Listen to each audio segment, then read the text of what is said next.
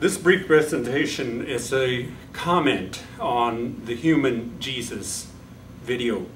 I want to make clear at the very start that this is by no means a complete or exhaustive, comprehensive response to the content of that video. Furthermore, I want to encourage viewers to view that video for themselves.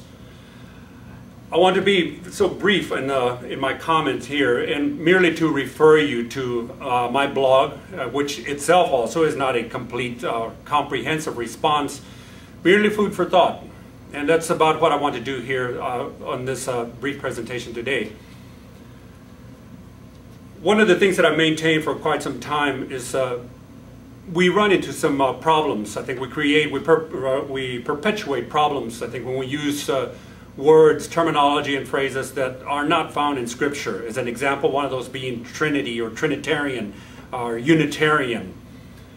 They are honest, perhaps sincere efforts to understand, to explain what we have understood. But the end result is that so many times we have only created another problem. The Human Jesus video is a sincere and a project that seems to involve a great deal of work, a great deal of thought. And so I have reviewed the video, I have viewed it several times, and I wanted to just share a brief comment at this time. The passage that I refer you to is in Mark chapter 12. It is an exchange that involves where Jesus is involved with a group of religious leaders, with the Sadducees. The Sadducees, of whom it is said who did not believe in the resurrection, have come to Jesus, and they pose a scenario to him involving a woman who was married multiple times. And the question to him is, in the resurrection, whose wife is she? And I love the response that Jesus gives to these disciples. Yes, they are disciples, such as they were. And it's powerful what he says to them, because at the very beginning and at the end of his comment, he says, "This is not the reason that you are mistaken." And at the end, he says, "You are seriously mistaken." And I find it very, very powerful, very significant that he should say this to them. From there, the conversation segues to the Shema, where Jesus is asked, or rather, where Jesus comments on the Shema. Where it is that passage taken from Deuteronomy chapter 6, which reads, "Hear, O Israel, the Lord thy God is one." Interestingly enough, this is a passage that decided as many to state their case about the oneness of God, whereas others go to decide a plurality of God.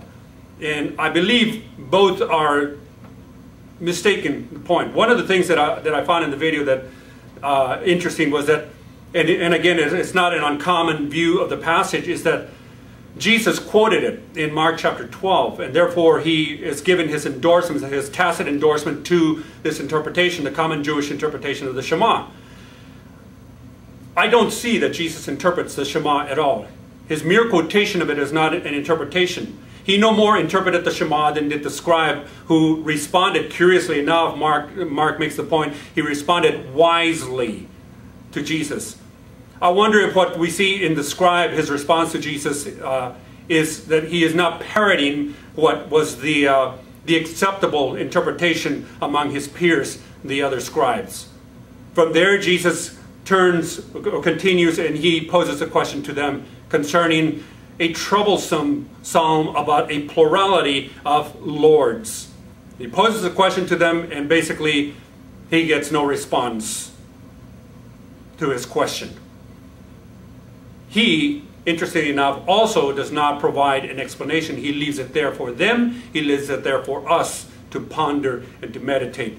And that is what I urge you to review, not only the video itself, but also look at the passage in Mark chapter 12 and review it for yourself and ponder what Jesus said in that passage.